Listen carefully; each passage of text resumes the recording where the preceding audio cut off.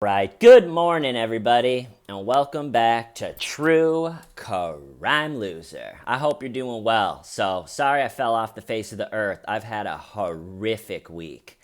If you remember, my girlfriend had the flu, just a cough and a fever and a cemented shut nose and every horrible symptom that comes along with it. I did that video Wednesday. If you watch that video, I look all flushed out. I was feeling like I was getting it, preparing for it. That was Wednesday. And then I woke up Thursday thinking I had the flu, and I instead had a toothache. And I was like, ow, what is that? I was thinking maybe I've been clenching my jaw because, I don't know, just been stressed or God knows what. And then Friday woke up and just was the whole side of my face was just screaming. And I was like, oh man, I gotta go to the dentist. I don't have any dental insurance or anything, so it's not my favorite realization that okay, I gotta make a dentist appointment. So I made a dentist appointment in my new neighborhood, went in, and she's like, okay, where does it hurt? And I said, I don't know exactly. Just my whole bottom back molars are just screaming in pain. And she goes, okay. So the first thing he did is they sprayed this really cold stuff all over a Q-tip, and she rubbed it all over everything, because if there's a cavity or a break in the tooth or a filling that's gone bad, when that cold stuff touches it, you're gonna flinch. And so she's rubbing it all, getting it as cold as possible, going, does this it hurt? And I'm like, no, the whole thing hurts, but no, nothing from the cold hurts. And she's like, okay. And then they took x-rays, and they're looking at the x-rays, and the x-rays look fine. And then she goes, okay, well, now I'm just going to hit you with this tool a few times. So sorry about that. And I was like, okay. So she flips her tool around and just hits me a few times. And is like, is any of this, you're finding the spot? And I was like, I don't know. It's just like, I don't know. And she goes, okay, well, maybe you just tweaked the nerve by clenching your jaw, or maybe this is something that's going to resolve on its own. And when you don't have any dental insurance, the phrase resolve on its own sounds pretty good. And so she goes, okay, I'm going to send you home. If it doesn't resolve, make an appointment for next week. And I got up out of the chair, and if I would have known what I was going to go through this past weekend, I would have never have left. I would have chained myself to that chair. So I get up and I leave, and just from all of the hitting and touching and pushing and everything, I'm just in a lot of pain. And so I go out there to the front desk, and she goes, okay, well, this visit is $108, but you could sign up for the VIP program, which you would get this visit, and you would get 2 teeth cleanings and 25% off. And she just sort of trailed out because I was in so much pain. She's explaining the VIP program. And finally she's done, and I'm sitting there, and I was just like, honestly, I'm in too much pain to make this decision. Can you just pick the right choice for me? So anywho, I'm signed up in the VIP program. And so that was Friday. So I go home. Saturday, wake up in just horrible toothache hell. I know you guys all have gone through it. And now the tooth that has the issue is super sensitive to the touch. It's like it held out one day, so now it's the weekend, and I don't even really know in New York City what the options are for emergency dental care, and I'm sure they're super expensive. So now I'm like, all right, I just have to tough this out until Monday at 8:30 in the morning, when that office opens, and I can make another appointment. So all day, so I didn't eat Saturday, barely slept all Saturday night, just was basically rocking back and forth on the edge of the bed, just going, oh God, oh fuck, oh God. Turns out if you say that 400 times in a row, Chad Daybell appears. I conjured him in my bedroom, but we'll get to that. And so that was Saturday night. Sunday, just pure and utter toothache pain hell. Again, Sunday night had to have been one of the worst nights of my life. Didn't sleep at all. Finally, like I said, at 8:30 in the morning on Monday, the dentist office opened, and I'd been up all night just going, oh, God, oh, God.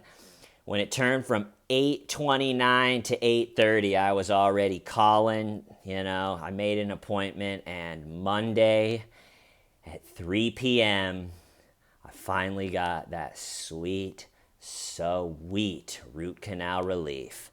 And I'd never had a root canal before, and I'll show you. So here's the x-ray. So here's the tooth, right?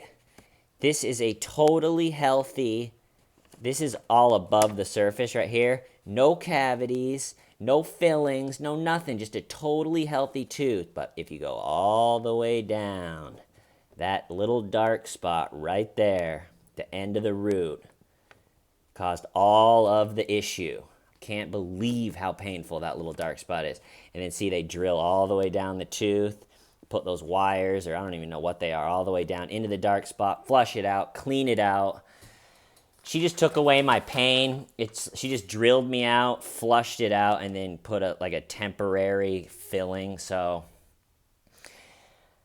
I should go maybe at the end of this week to get it all completed, but I'm supposed to film a TV spot for Fox next week on Tuesday. So they were saying maybe just keep it the way it is, do the TV thing on Tuesday, and then fix it. So anyway, it's a total and complete nightmare. I was thinking I was going to get corona and then ended up going through this. My girlfriend's feeling better but still has a dry cough and everything, and is going to the doctor tonight at 5 to check it out. But I don't know, I think the chances of her having corona are pretty rare, right? I don't know. It's like sometimes I'm feeling pretty like, the media's blowing it out of proportion. And other times you hear an interview of someone and it's like, maybe this is just going to be a total nightmare for like a year. But I don't know. But anyway, thank you so much for everybody that was reaching out with concerns of where I was. Like I said, I'm sorry I just disappeared like that. I was going through the hell. But let's talk about Lori Daybell. She is finally back in Idaho after the most absurd Hawaiian trip that I've ever heard about. And she was back in court for another bond hearing. How many is that now? Like 4? I feel like we're in some dystopian Mormon time loop where it's just bond hearing after bond hearing. The judge sets the bond and then just sets the next bond hearing, and then we all just keep. But what stood out to me is about the bond hearing is, so obviously Lori's got new lawyers. Her lawyer kind of looks like Christina Ricci. I thought her lawyer did a pretty good job. Was making like a connection with the judge, saying, you know what, judge, for these charges, the $5 million bail is unheard of. So she's making kind of the same case. Also, Lori, it's like she's back in Idaho after dipping out to Hawaii. The courtroom is packed. There's not an empty seat. There's an overflow room that's packed. The cameras are rolling. Everyone wants a glimpse of this lady back in town. The relatives that are worried about the kids are sitting there. Everyone's sitting there. And Lori walks out wearing bright murder red clown lipstick. What a freak. Picture everything that's happened in this case. All the ex-husbands dying, all the kids missing, spouses dead. Picture all of that, and then picture Lori slowly and meticulously putting on that red lipstick before she goes out for a bond hearing. What a psycho. I think she likes this whole thing. Just like the leading lady of the show, she put on her makeup to walk out there. And then when the whole thing was done, and she walked out. She definitely strutted a little bit. Like, she looked in the audience, and the way she walked out, I don't know, there was a little strut. She was strutting her stuff. Strut your stuff. Camel walk. Also, too, the lawyer, the prosecutor, I was not feeling him at all. Like, he was reading his whole case that bond shouldn't be lowered off a paper. It's like, you put the paper down. You surely, as the prosecuting lawyer in this case, can argue that her bond, the woman in clown makeup, that everyone around her is dead. Surely you can make that argument without reading it off a paper, because it sounds choppy. It didn't feel like he made the same connection with the judge. He's sitting there being like, and we do think that she's a flight risk. And, there's no, he's sitting there. It's like, I was thinking, did we get B squad as the prosecution? They should put their best person. Like, when I was doing grand jury, you get to know all the district attorneys as the 2 weeks go on, and it was obvious. There's the A squad prosecutors and the B squad prosecutors. The A squad, like this lady, you could tell, she got all the cases that the state couldn't have screwed up. Some kid gets abused, something. These big ones, that it's like, all right, we cannot fumble this one. And then there was this other prosecutor that was by far the worst, and he was always just disorganized, and he'd always be like, wait, hold on, this isn't the right paper. Hold on a second. All right, I thought I had it. Or he'd like start a PowerPoint presentation or something, or need to show us a file on the computer, and we'd be like, this file cannot open at this time. He's like, oh, shoot, I thought that it was going to work. Hold on a sec, and he was always just... And I would be sitting there watching him just struggle, thinking in my head, like, this dude is straight B squad. Like, everyone in the jury was making eyes at each other, and the A squad, they're always organized. Every paper they need is right there. All the files open. That's the way I felt with, like, he was sitting there just kind of reading it like, yeah, she probably shouldn't get bail. All right. It's like, man, this is pretty easy to make the argument. Just set the paper down, take a breath, look the judge in the eyes, and make some sort of coherent argument. But hopefully he was just having a bad day. And now I guess with this one is when it really gets interesting. I figure the next time she's in court, we're going to get to see the evidence that they have, right? And so it's all these like desertion charges. So I'm really interested on what evidence they have. Is it good? Is it terrible? I don't know that much about it, but you would think just the circumstances of the kids are in the age range that they need to be taken care of. And the fact that she's not, surely that is enough evidence for the desertions. I don't know what you would need for physical evidence. I don't know.